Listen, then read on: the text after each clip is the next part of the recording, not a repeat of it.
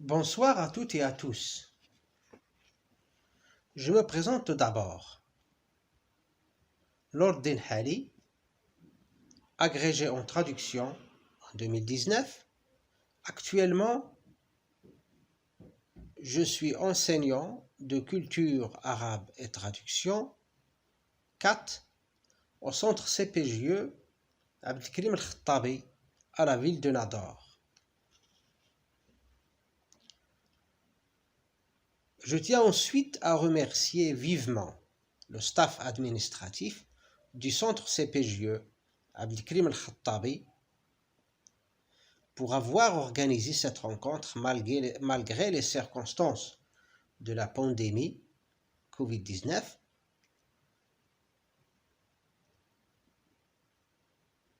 Notamment, je tiens à remercier le directeur du lycée, Mohamed Abdelkrim Al-Khattabi, Monsieur Mustafa Kharkhash, et le directeur d'études, Monsieur Abdelhafid Aourar. Sans oublier de remercier mes collègues enseignantes et enseignants au centre CPJE et au lycée pour pouvoir participer activement dans cette rencontre.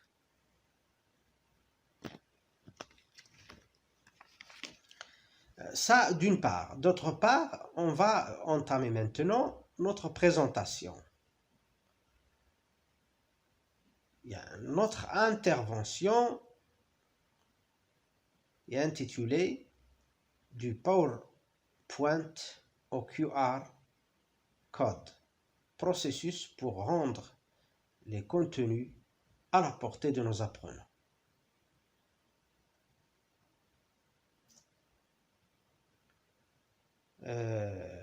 Cette présentation sera animée par Lord Dinhali, enseignant de culture arabe et traduction au CPJE Abdelkrim El-Khattabi, Nador. Il se situe dans le cadre de la rencontre organisée par la direction du CPJE Abdelkrim El-Khattabi, Nador, le 16-10-2020 à partir de 17h. L'objectif de la présente intervention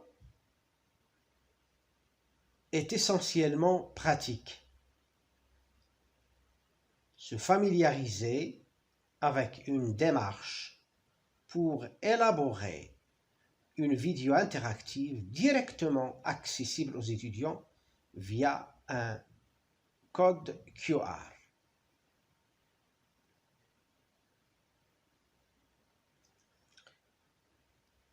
Donc, le plan de l'intervention sera de la manière suivante. Premièrement, préparation du contenu dynamique en PowerPoint.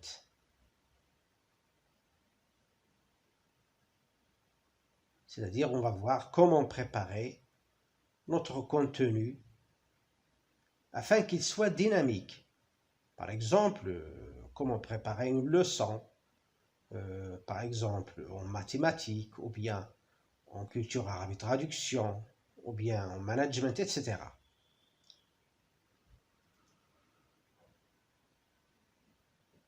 Et bien sûr, une fois le PPT élaboré, une fois on a élaboré un PPT dynamique, eh bien, on va voir comment le transformer en vidéo via un logiciel de montage vidéo. Dans ce cas, Camtasia Studio. Le troisième point traité sera la réalisation du feedback interactif. Parce que, comme vous le savez, une vidéo sans feedback interactif ne vaut pas grand-chose, car il faut vérifier les apprentissages, il faut vérifier les auto-apprentissages, donc un feedback ou bien un quiz par exemple, un questionnaire sera très important et même il sera nécessaire. dans le quatrième point, on va traiter la mise en ligne de la vidéo. Par exemple, une fois la vidéo élaborée, une vidéo interactive, une fois on l'a élaborée, eh bien, on va savoir comment la mettre en ligne. Dans ce cas, généralement, on peut utiliser YouTube pour mettre en ligne la vidéo élaborée. Et vers la fin de notre cette intervention, on va voir comment générer le code QR et comment y accéder en utilisant notre téléphone portable. Comment accéder à la vidéo qui est contenue dans ce QR code. Voilà. Commençons maintenant par traiter les points un par un. Afin de préparer un contenu dynamique, par exemple leçon, ou bien exercice, ou bien donc, une activité donnée, eh bien on peut utiliser le PowerPoint, PPT. Généralement, on prépare un PPT en procédant au transfert des données dans les diapositives à partir d'un document Word par exemple ou tout autre document préparé à l'avance. Ensuite, il faut dynamiser les diapositives en se rapportant à l'onglet Animation. Donc, bien sûr, je crois que la majorité des enseignantes et des enseignants se sont familiarisés avec cet outil qu'est le PowerPoint. Donc, dans ce cas, pour animer notre cours, pour animer notre leçon, bien notre présentation, il faut se rendre à cet onglet, animation. Et bien sûr, il y en a plein de fonctionnalités qu'on peut utiliser pour animer nos contenus.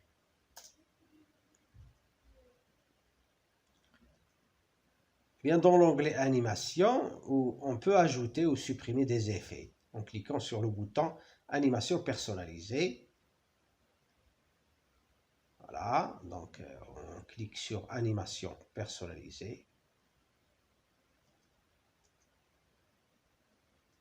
Voilà, donc ce bouton nous offre de nombreux effets ainsi que d'autres réglages sont accessibles dans le volet Animation. Ici, vous voyez, donc il y a ajouté un effet. Eh bien, on a ici de nombreux effets qu'on peut ajouter et bien sûr dynamiser, rendre notre diapositive dynamique, notre présentation dynamique. Et bien sûr, le dynamisme, ça convient très bien à la vidéo. Alors, la vidéo doit être dynamique. Maintenant, votre PPT, donc PPT est dynamique, reste à le transformer en vidéo. Donc, c'est le deuxième point qu'on va traiter maintenant. Pour cela, vous avez besoin d'un logiciel à même de capturer les diapositives de votre PPT. Capture d'écran. D'enregistrer votre voix et, si nécessaire, de vous présenter en personne dans un coin de l'écran si vous possédez une caméra intégrée.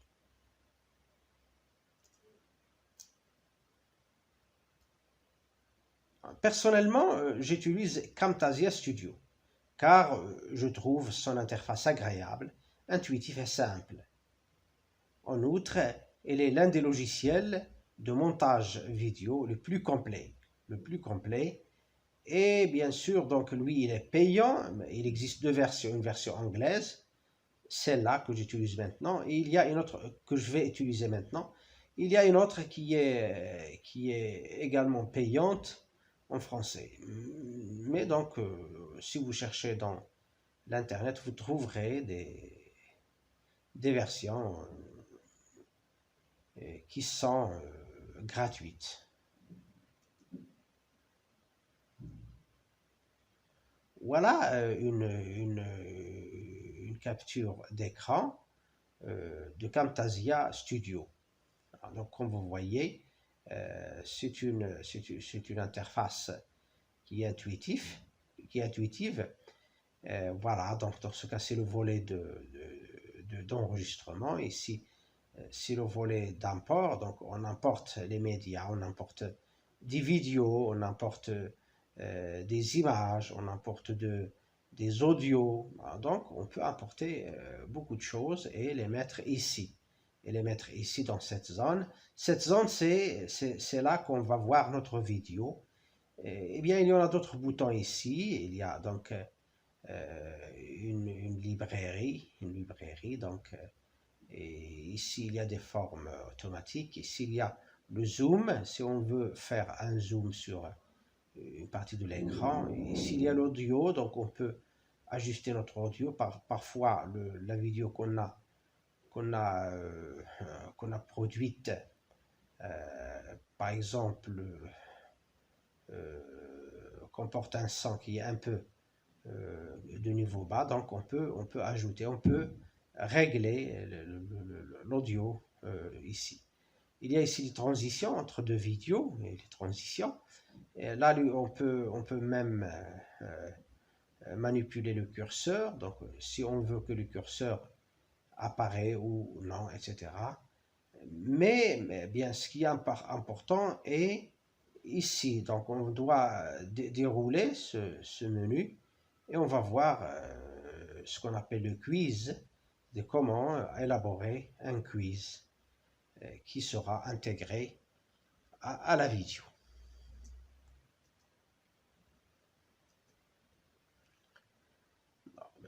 Donc, il faut également signaler qu'il n'est pas question dans cette présentation de connaître les détails de ce logiciel, car vous pouvez le découvrir vous-même en pratiquant.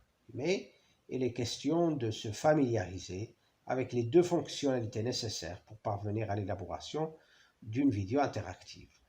À savoir, la première fonctionnalité, la capture d'écran, et la deuxième, la réalisation d'un feedback intégré dans la vidéo. Bien, pour l'utilitaire utilisé, donc c'est un utilitaire qui se trouve dans Camtasia Studio, utilitaire de capture d'écran. Donc, vous le voyez ici. Donc, ici, il y a, donc, comme vous voyez, donc, on a premièrement le choix d'enregistrer tout l'écran, mais parfois, on peut choisir d'enregistrer une partie de l'écran. Dans ce cas, on va préciser cette partie. Comme dans notre cas, par exemple, on enregistre, si vous voulez, la surface dans laquelle se trouve la diapositive. Donc, ainsi, donc, dans la vidéo, on voit seulement ce qu'on veut voir. Voilà. Ensuite, il y a donc il y a l'activation de la caméra. Donc, soit on l'active ou bien on désactive. Dans ce cas, elle est désactivée. Également, le son, on peut le désactiver ou bien on peut l'activer en appuyant sur ce bouton, bien sûr, sur ce bouton-là. Voilà, donc activer ou désactiver l'audio. Et ensuite, bien sûr, il y a l'enregistrement. Donc, le bouton d'enregistrement. Donc, on clique sur ce bouton pour commencer l'enregistrement. Voilà, donc, ça, c'est l'utilitaire de capture d'écran. Donc, pour l'application, pour faire de la capture d'écran, donc, on va ouvrir le PPT, donc le PowerPoint, la présentation PowerPoint, en mode diaporama. Si vous voulez, le mode diaporama, c'est comme le mode plein écran, le mode diaporama. Ensuite, on va régler la partie de l'écran à capturer dans Camtasia, comme j'ai déjà comme j'ai déjà dit donc dans la diapositive précédente. Ensuite, on va lancer l'enregistrement et faire les commentaires en audio. Et finalement, on va enregistrer et la vidéo s'intègre automatiquement dans les pistes vidéo. Voilà, une autre application maintenant, c'est la réalisation du feedback interactif. Donc, la réalisation du feedback interactif, donc Camtasia, Studio. Donc, déjà, une vidéo a été enregistrée ou importée comme média. Elle est en place dans les pistes track. On active l'onglet Cuisine. Donc, je m'excuse parce que pour la prononciation de l'anglais, c'est un peu... je pourrais faire des erreurs de prononciation. Donc, je m'excuse. Voilà. Donc, eh bien, pour le quiz, on va dérouler ce menu-là, cette flèche-là. On va voir cuisine ici. Voilà. On va cliquer là-dessus. Et bien sûr, on va voir ajouter. Ça veut dire ajouter un quiz. Mais une fois on clique ici, on doit donner le nom du quiz et on doit ajouter les questions. Et par exemple, si on choisit une question à choix multiple, il faut donner les réponses. Il faut écrire la question. Il faut donner les réponses possibles.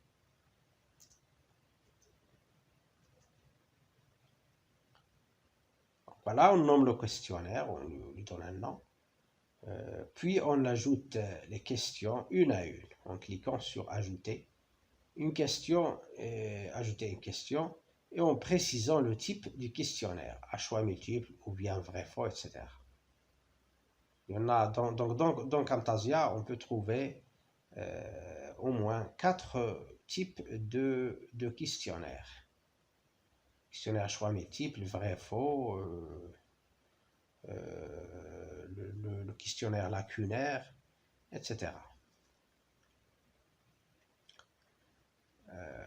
Ensuite, on doit glisser le questionnaire vers la fin de la vidéo, car le quiz devrait être placé généralement à la fin de la vidéo. Évaluation.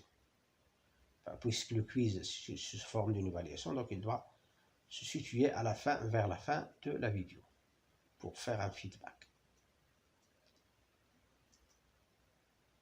Voilà, bien sûr, vers la fin, donc lorsqu'on a vu, donc lorsqu'on va faire le quiz, eh bien on doit enregistrer notre vidéo. De nombreux formats de la vidéo sont disponibles. Généralement, on choisit le format MP4 720 with Smart Player en déroulant le menu Produce and Share. Donc on peut choisir, regardez ici, il y a de nombreux formats de la vidéo.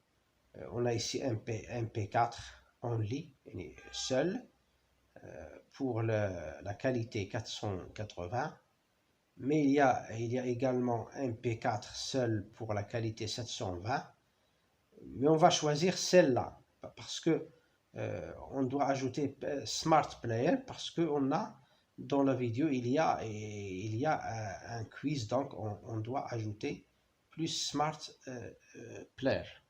Voilà. Et la qualité, on va choisir 720, parce que si on choisit 1080, c'est une qualité excellente, mais ça va nous donner une vidéo qui est un peu encombrante, parce que il va prendre beaucoup d'espace disque, et bien sûr, va prendre beaucoup de temps pour être mise en ligne dans YouTube, par exemple. Donc, on va choisir ce format-là, ce format de MP4 with Smart Player, donc la qualité 720.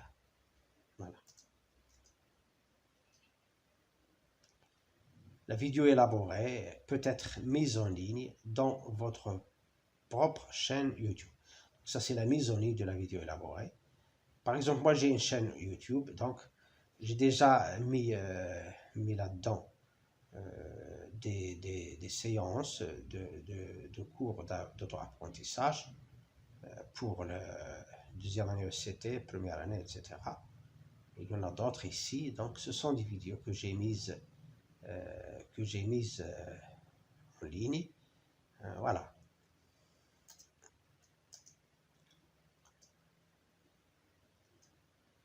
Voilà, donc on met en ligne une vidéo de manière très simple. Bien, on clique sur ce bouton-là, plus, et ensuite on clique sur mettre en ligne une vidéo. Et bien sûr, on suit les instructions jusqu'à atteindre notre objectif. Une fois la vidéo mise en ligne, donc vous copiez le lien de la vidéo. Donc, par exemple, pour moi ici dans ce cas, j'ai pris une vidéo que j'ai déjà mise en ligne, donc que j'ai déjà mise en ligne précédemment. Son lien, c'est le suivant. C'est le suivant. Voilà. C'est celle-là. Voilà, copier le lien. Vous coupez le lien. Et voilà, vous remarquerez que le lien, celui-là, c'est le même lien ici. Mais ici, c'est une image. Bien maintenant, ça vient la phase la plus importante, c'est de la génération du QR code et l'accès à la vidéo. Premièrement, c'est quoi un QR code ou bien un code QR? Le QR code en anglais, QR code, Quick Response Code, est un code en 2 dimensions ou code matriciel, constitué de modules noirs disposés dans un carré à fond blanc. L'agencement de ces points définit l'information que contient le code. QR signifie que le contenu du code peut être décodé rapidement après avoir été lu par un lecteur de code barre, un téléphone mobile, un smartphone, etc. Mais quel est son avantage? Quel est l'avantage de ce QR code? Son avantage est de pouvoir stocker des données directement reconnues par des applications permettant ainsi de déclencher facilement des actions comme naviguer vers un site internet, visiter un site web ou mettre l'adresse d'un site en marque-page, regarder une vidéo en ligne, c'est notre cas, ou un contenu multimédia, déclencher un appel vers un numéro de téléphone ou envoyer un SMS, envoyer un courriel, etc. Voilà donc ce QR code a été publié pour la première fois au Japon en 1999. Le code QR fait l'objet d'une normalisation ISO 18004. Maintenant, la question qui se pose, comment générer un QR code?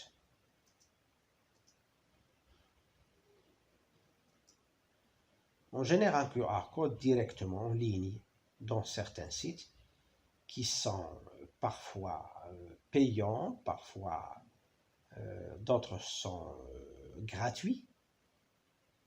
Voilà. Ou de la manière suivante. On colle le lien copié précédemment. N'oubliez pas qu'on a copié ce lien il y a quelques instants. Voilà donc, c'est le lien qu'on avait copié. On le met ici, on le colle ici. On le colle ici. Voilà, on le colle ici. Et puis bien sûr, il suffit de cliquer sur générer le QR. Voilà, générer le QR. Et lorsqu'on clique sur générer le QR code, notre QR code est prêt. Il suffit de le copier. Il suffit de le copier. et de le mettre sur la page qu'on va donner aux étudiants, par exemple un support en français, ou bien en langue arabe et traduction, ou bien une leçon, ou bien un exercice, une vidéo qui comporte l'analyse d'un exercice, etc. Eh bien, on le copie et on le met comme image sur la page et on l'imprime. Eh bien, lorsqu'on le donne sous forme d'une feuille en présentiel, il suffit que l'élève la scanne en utilisant son téléphone pour accéder rapidement à la vidéo en question.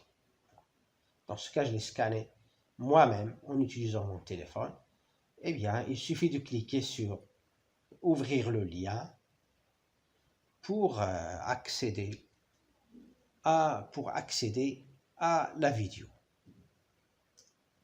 Voilà, donc maintenant je vous laisse, mais on va revenir sur un quiz qui se rapporte à ce qu'on avait vu dans cette présentation, sous forme d'un feedback,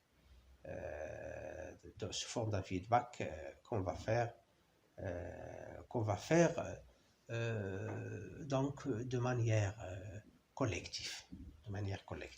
Merci pour votre attention et à la prochaine.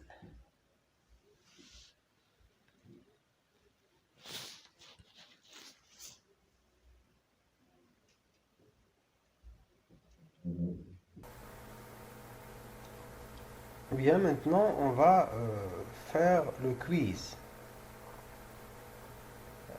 pour vérifier notre compréhension pour la vidéo précédente. Il faut se rendre à quel menu du logiciel PowerPoint pour dynamiser une diapositive? Au menu diaporama, au menu animation, au menu insertion, au menu création. Choisissez la bonne réponse. Comment procède-t-on pour transformer un PPT, c'est-à-dire un PowerPoint, en vidéo? En utilisant un logiciel de montage vidéo sans capture d'écran, en utilisant un logiciel de capture d'écran seulement, en utilisant un logiciel de montage vidéo avec capture d'écran, en utilisant un logiciel de traitement de texte.